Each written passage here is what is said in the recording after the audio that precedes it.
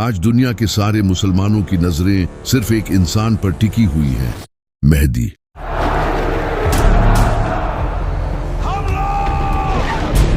हर कोई इस इंतजार में है कि कब इमाम मेहदी आएं और मुसलमानों को लीड करें ताकि मुसलमान पूरी दुनिया पर हुकूमत कर सके। लेकिन हर कोई ये जानना चाहता है कि इमाम मेहदी आएंगे कब। क्या इमाम मेहदी का ज़हूर सिर्फ मुसलमानों की किताबों में ही लिखा है या फिर दुनिया के डिफरेंट रिलीजन्स की किताबों में भी इमाम मेहदी के आने की प्रेडिक्शंस की गई हैं? और सबसे बढ़कर इमाम मेहदी आखिर किस तरह आज की इस दुनिया में आकर दुनिया की सुपर पावर्स का सामना करेंगे? तो चलिए जानते हैं।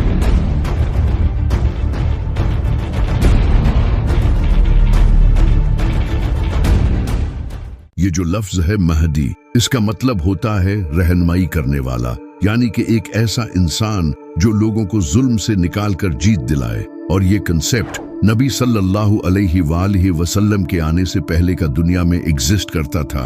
आप सल्लल्लाहु अलैहि वसल्लम से हजारों साल पहले हजरत नूह अलैहिस्सलाम के टाइम पर, जब लोग हद से ज्यादा करप्ट हो चुके थे, बुत प्रस्ती, करप्शन, जुल्म, नाइंसाफी लोगों में भरी हुई थी। लेकिन उस वक्त कुछ नेक लोग भी जिंदा थे। वो लोग अल्लाह से दुआ करते थे कि ए अल्लाह, तू किसी ऐसे इंसान को भेज जो कि इंसानियत को एक नया मोड़ दे। तो अल्लाह ने उनकी दुआ कबूल की और इनमें हजरत नूह अलैहिस्सलाम को भेजा।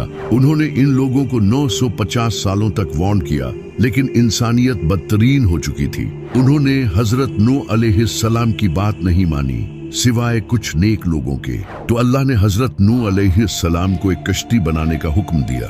हजरत नूह अलैहिस्सलाम ने कश्ती तैयार की और हर स्पीसीज के जानवर को अपने साथ ले लिया, जिसके बाद एक बड़ा फ्लड आया जिसने इन लोगों को खत्म कर दिया। और इसके बाद हजरत नूह अलैहिस्सलाम ने अपने फॉलोअर्स के साथ एक नई शुरुआत की। हजरत नूह अलैहिस्सलाम के कई सदियों बाद फिर से इंसानियत बुत प्रस्ती में पड़ गई। उस वक्त की बुक्स में भी ये लिखा था कि एक ऐसा इंसान आने वाला है जो कि अल्लाह का दोस्त होगा, जो कि हजरत इब्राहिम अलैहिस्सलाम थे। फिर हजरत इब्राहिम अलैहिस्सलाम ने बुत प्रस्ती को छोड़कर तौहीद बयान की और लोगों को हदायत दी। हजरत इब्राहिम अलैहिस्सलाम के कई सदियों बाद बनी इसराइल इजिप्ट में बड़ी तादाद में बढ़ने लगे और ग्रो करने लगे। लेकिन उस वक्त इजिप्ट पर फिरौन की हुकूमत थी। फिरौन को बनी इसराइल से खतरा महसूस हुआ और इसने बनी इसराइल को अपना गुलाम बना लिया और इन पर बहुत जुल्म किया। कई सालों तक बनी इसराइल पर जुल्म होता रहा और वो लोग अल्लाह से दुआएं करते रहे कि तू ऐसा नबी भेज जो हमें इस गुलामी से आजाद करे। तो अल्लाह ने इनकी तरफ हजरत मूसा अलैहिस्सलाम को भेजा। हजरत मूसा ने फिरौन को डिफीट करके बनी इसराइल को आजाद किया। हजरत मूसा अलैहिस्सलाम से कई सदियों बाद हजरत ईसा अलैहिस्सलाम का वक्त आया। उस वक्त बनी इसराइल फिलिस्तीन में रोमन्स के अंडर थे और करप्ट जूइश प्रीस्ट इनके इमाम थे और कई वक्त से इनमें कोई नबी नहीं आया था। बनी इसराइल एक मसीहा के इंतजार में थे और इनकी बुक्स में भी उसके आने की खबरें लिखी थी, जो कि आज भी बाइबल में लिखी हैं। और फिर वो मसीहा हजरत ईसा अलैहिस्सलाम की सूरत में आया। लेकिन फिर भी बनी इसराइल ने इनके खिलाफ साजिशें की, तो अल्लाह ने हजरत ईसा अलैहिस्सलाम को आसमानों पर उठा लिया। हजरत ईसा अलैहिस्सलाम के बाद जब अरब में बुराई आम हो चुकी थी, तो उस वक्त यहूदियों की बुक्स में एक अजीम नबी के आने की खबरें लिखी थी। और उस वक्त यहूदी भी उस नबी का इसी तरह इंतजार करते थे जिस तरह आज मुसलमान इमाम मेहदी का इंतजार करते हैं। यहाँ तक कि आज भी बाइबल में वो प्रेडिक्शंस लिखी है। इसके बाद फिर नबी सल्लल्लाहु अलैहि वसल्लम ने ऐलान नबूवत किया।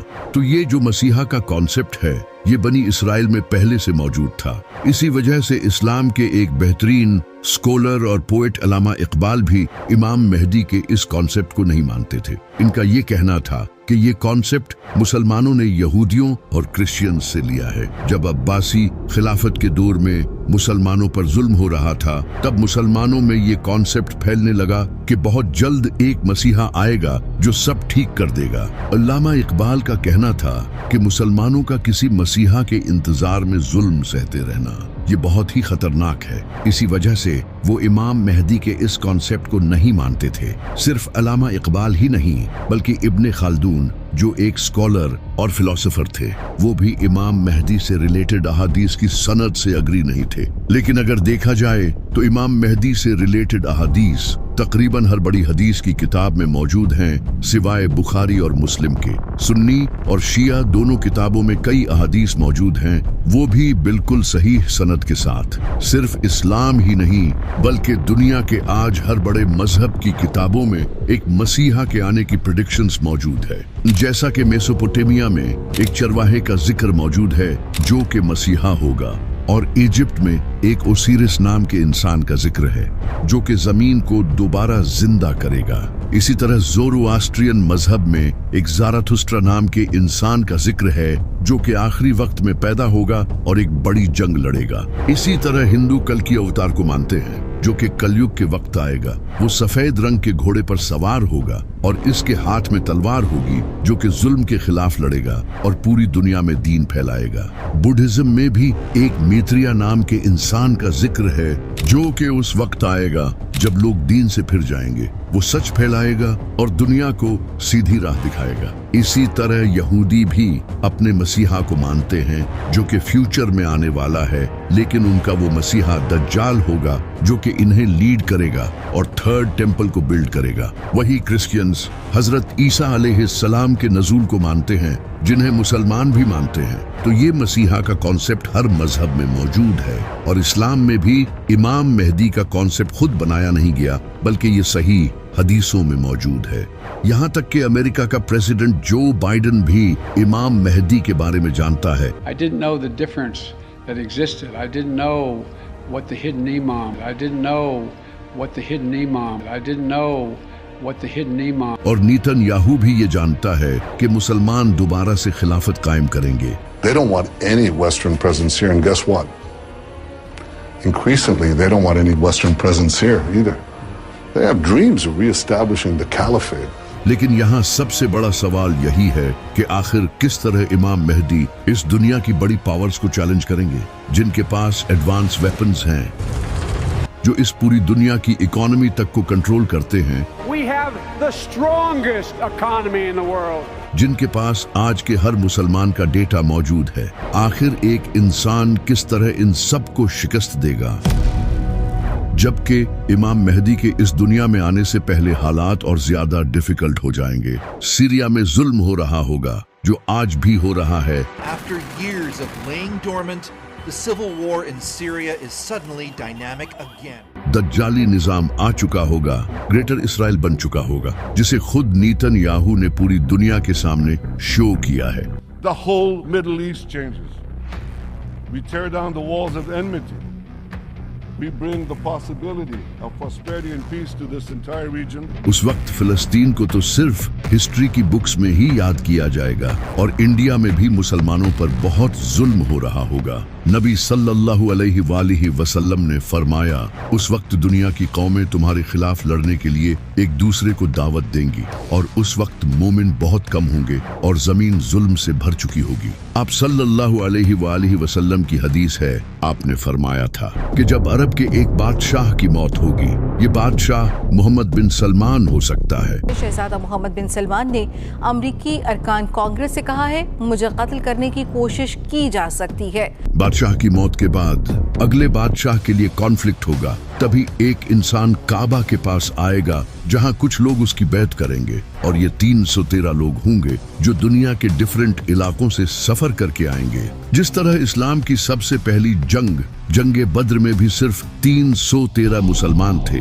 जिसके बाद इस्लाम का एक नया चैप्टर शुरू हुआ। इसी तरह इमाम मेहदी के साथ भी उनके 313 खास साथी होंगे जो नेक, इंटेलिजेंट, स्ट्रॉन्ग और परहेजगार होंगे।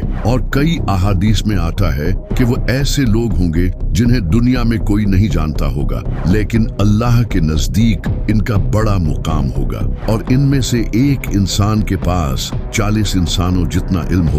और ये सिर्फ लीडर्स ही नहीं होंगे बल्कि कमांडर्स, स्कॉलर्स और थिंकर्स होंगे। जब ये लोग इमाम मेहदी के हाथ पर बैत करेंगे तो इसके बाद वो इमाम मेहदी की एक फौज बनाने में मदद करेंगे। जब इमाम मेहदी का ज़हूर होगा तो इसके बाद वो मुसलमान जो मजलूम जिंदगी गुजार रहे होंगे वो इमाम मेहदी को सपोर्ट करने के लिए जाएंगे, जैसा कि Khorasan, Yemen, Iran, Afghanistan, Iraq और सीरिया, क्योंकि आज इन कंट्रीज की कंडीशन बहुत बुरी हो चुकी है, जिसकी वजह है ये America. Americans have never, ever, ever, ever let their country down. Never. सितंबर 2014 में अमेरिका ने सीरिया पर अटैक किया, जिसके बाद कई सालों तक सीरिया में जंग का माहौल रहा और आज सीरिया की हालत बदतरीन हो चुकी है। इसी तरह अमेरिका ने 2003 में इराक पर हमला किया और आज उसकी हालत भी खराब है। और इसी तरह अमेरिका ने कई सालों तक अफगानिस्तान के साथ भी जंग की और आज अफगानिस्तान की हालत आपके सामने है। वहां आज इतनी गुर्बत है। और अभी मार्च में अमेरिका ने यमन पर एयर स्ट्राइक्स की, जो कि अमेरिका का सबसे बड़ा मिलिट्री ऑपरेशन था। अब अमेरिका यमन के साथ भी यही करना चाहता है, क्योंकि यमन फलस्तीन के साथ खड़ा है और इसराइल के शिप्स पर अटैक करता है और पाकिस्तान को भी सीक्रेटली अमेरिका ही कंट्रोल करता है बिकॉज ऑफ पाकिस्तान मिलिट्री। लेकिन इन सब के अलावा ईरान ही एक ऐसा कंट्री है जो इस वक्त अमेरिका और इसराइल को टक्कर दे रहा है।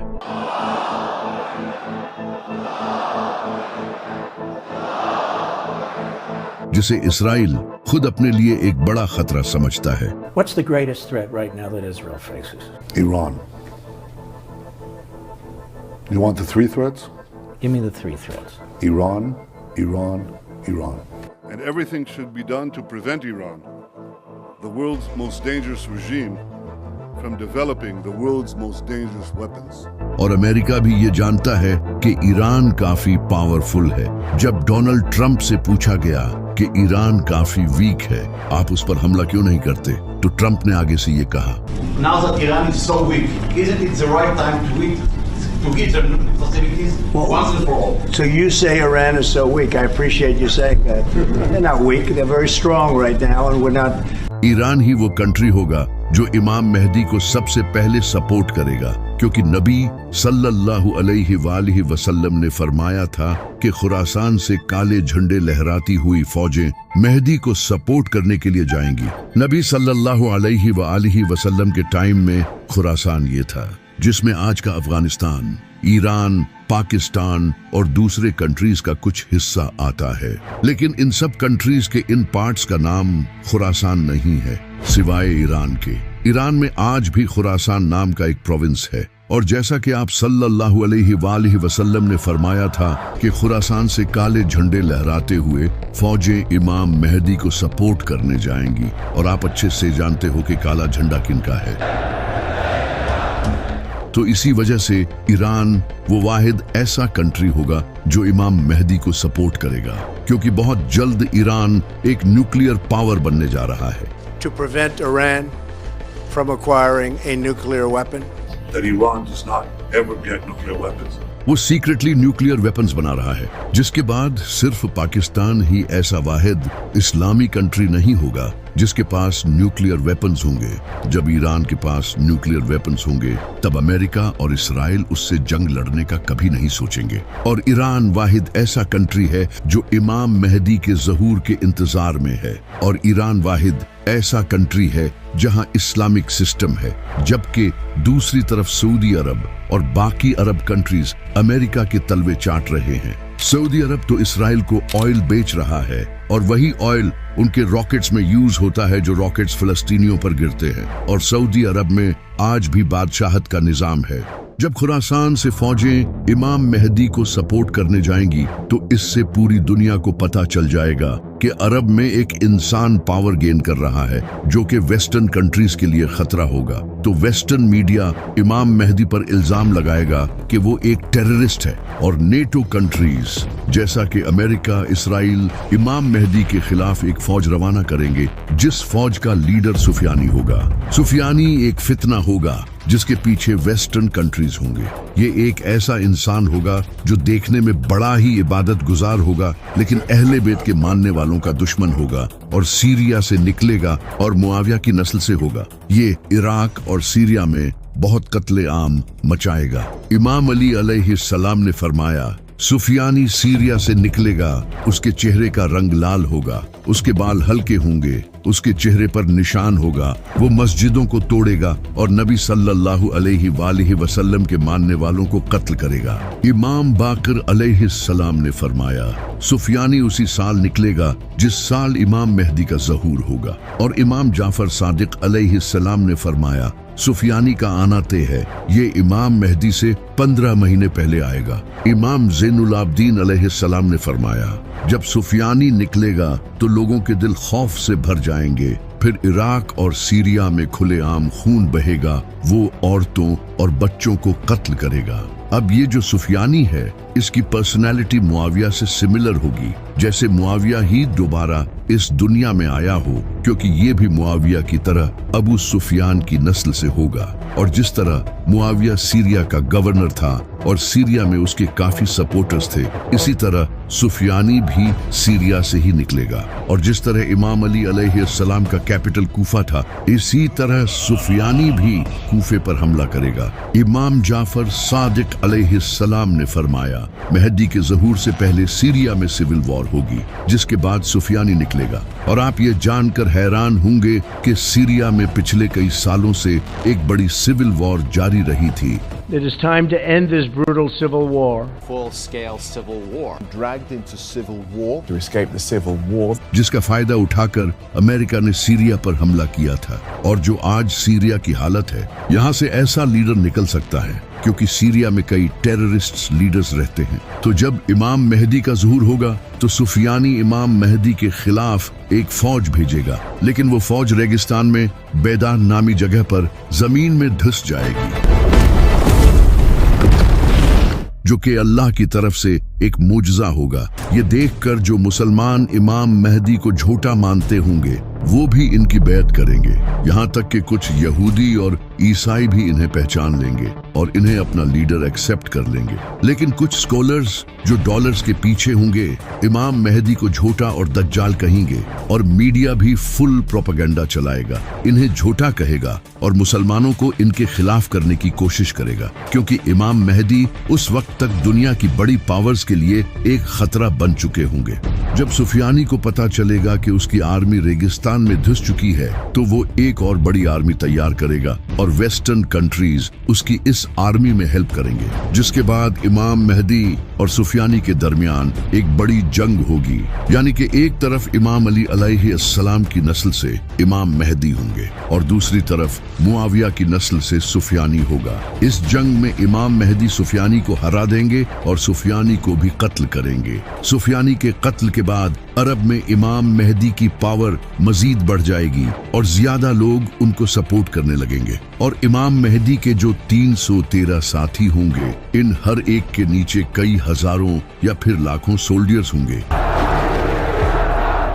कई ऑर्गेनाइजेशंस इमाम मेहदी की सपोर्ट में आने लगेंगी और इसी वक्त इमाम मेहदी हिंदुस्तान पर हमला करेंगे, क्योंकि वहां मुसलमानों पर जुल्म हो रहा होगा, और हिंदुस्तान को फतह कर लेंगे, जिसके बाद इमाम मेहदी पूरी दुनिया में एक ग्रेट लीडर बन चुके होंगे, जिसे देखकर नेटो इमाम मेहदी के साथ एक पीस ट्रीटी साइन करेगा। यानी कि यूरोपियन कंट्रीज और अमेरिका इमाम मेहदी के साथ अग्रीमेंट करेंगे, क्योंकि उस वक्त इनके लिए इमाम मेहदी के अलावा भी कोई और खतरा होगा। तो इसलिए वो इमाम मेहदी के साथ अग्रीमेंट साइन करेंगे। नबी सल्लल्लाहु अलैहि वसल्लम ने फरमाया था कि तुम्हारे और रोमन्स के दरमियान एक पीस ट्रीटी होगी, जिसके बाद तुम उनके साथ मिलकर किसी और से लड़ोगे और वो तुम्हारा और उनका दुश्मन होगा। अब वो दुश्मन कौन होगा, ये तो फ्यूचर में ही पता चलेगा। हो सकता है कि वो ज़ायोनिस्ट्स हों, क्योंकि वो मुसलमानों के भी दुश्मन होंगे। इमाम मेहदी दूसरे कंट्रीज के साथ मिलकर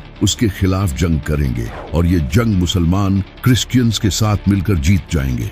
जीत के बाद मुसलमान और नॉन मुस्लिम्स अपने कैंप्स में आराम कर रहे होंगे कि तभी एक ईसाई क्रॉस को उठाएगा और गाड़ देगा, यानी कि वो ये दिखाना चाहेगा कि ये क्रिश्चियंस की जीत हुई है, न कि मुसलमानों की। लेकिन मुसलमान उस क्रॉस को तोड़ देंगे और ये दिखाएंगे कि ये अल्लाह की जीत हुई है, न कि उनकी। इस वाक़ये से मुसलमानों और वेस्टर्न कंट्रीज के दरमियान हुई ट्रीटी तोड़ दी जाएगी, जिसके बाद वेस्टर्न कंट्रीज इमाम मेहदी के खिलाफ अपनी बड़ी फौज तैयार करेंगे। ये काफी बड़ी जंग होगी। इस जंग में वेस्टर्न कंट्रीज बड़ी फौज के साथ आएंगे।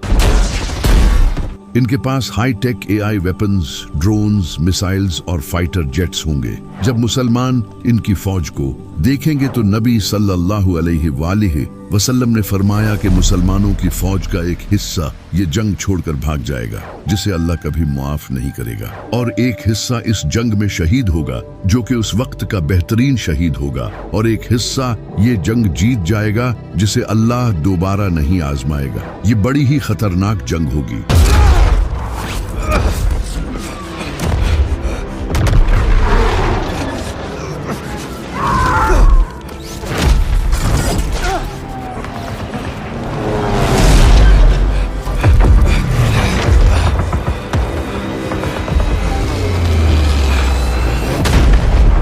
ये जंग सीरिया के करीब या फिर टर्की के साउथ में लड़ी जाएगी, जहां आज से कुछ टाइम पहले सीरिया की जंग भी हो चुकी है। इस जंग को जीतने के बाद मुसलमान सीधा कॉन्स्टेंटिनोपल जाएंगे, जो कि आज टर्की का इस्तांबुल शहर है, यानी कि इमाम मेहदी से पहले इस्तांबुल मुसलमानों के हाथों से चला जाएगा। और ये इस्तांबुल सिटी मुसलमानों की हिस्ट्री का बहुत ही इम्पोर्टेंट शहर है। नबी सल्लल्लाहु अलैहि वसल्लम ने अपनी जिंदगी में फरमाया था कि तुम लोग कॉन्स्टेंटिनोपल को फतह करोगे, और इसे फतह करने वाला लीडर बड़ा ही कमाल होगा, और इसे फतह करने वाली फौज भी कमाल होगी। जिसके बाद 1453 में सुल्तान मोहम्मद फातिह ने कॉन्स्टेंटिनोपल को फतह किया, जिस पर हमने एक वीडियो भी बनाई थी। अब उलमा का कहना है कि ये प्रेडिक्शन सुल्तान मोहम्मद फातिह के वक्त पूरी हो चुकी है, लेकिन कुछ का कहना है कि नबी सल्लल्लाहु अलैहि वसल्लम ने ये इमाम मेहदी के टाइम पर जो कॉन्स्टेंटिनोपल फतह होगा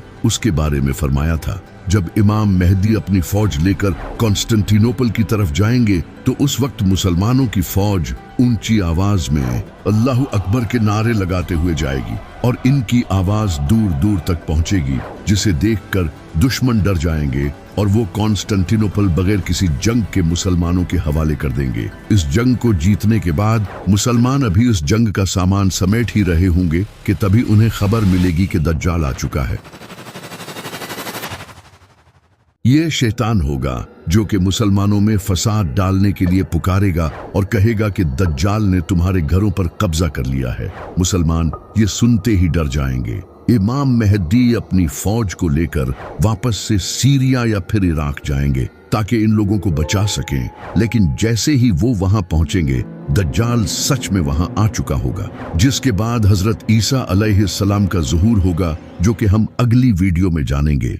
लेकिन सबसे बड़ा सवाल ये है कि आखिर इमाम मेहदी के आने से पहले कौन सी निशानियां ऐसी हैं जो पूरी होंगी। नबी सल्लल्लाहु अलैहि वसल्लम ने फरमाया था कि इमाम मेहदी से पहले जमीन जुल्म से भर जाएगी, जो कि आज होता नजर आ रहा है। फिलिस्तीन, सीरिया, इराक, अफगानिस्तान, यमन और कश्मीर, इन सब कंट्रीज में जुल्म हो रहा है, और किस तरह पपेट गवर्नमेंट मुस्लिम कंट्रीज पर हुकूमत कर रही हैं, जिन्हें कंट्रोल यहूदी कर रहे हैं। सूद आज पूरी दुनिया की इकोनॉमी बन चुका है। मुसलमानों को टेररिस्ट समझा जाता है। स्कॉलर्स रियाल के लिए दीन बेच रहे हैं। जमीन यकीनन जुल्म से भर चुकी है। इसी तरह नबी सल्लल्लाहु अलैहि वसल्लम ने फरमाया कि मेहदी के आने से पहले अंधेरी रात की तरह फितने आएंगे। इंसान सुबह के वक्त मोमिन होगा और रात के वक्त मुनाफिक। और आज आप देख रहे हो कि सबसे ज्यादा फितने अरब में हैं, जहां हर वक्त जंग चलती रहती है। इसी तरह मीडिया सबसे बड़ा प्रोपेगेंडा फैला रहा है,